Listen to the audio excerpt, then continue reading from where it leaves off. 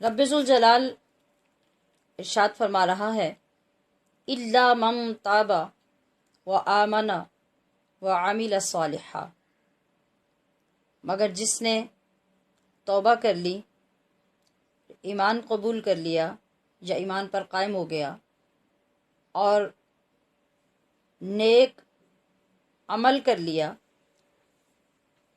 یعنی نیک عمل کرنے والا بن گیا، فَأُولَئِکَ، تو ان صفات کے حامل جو لوگ ہیں ان کو پھر انعام کیا ملتا ہے؟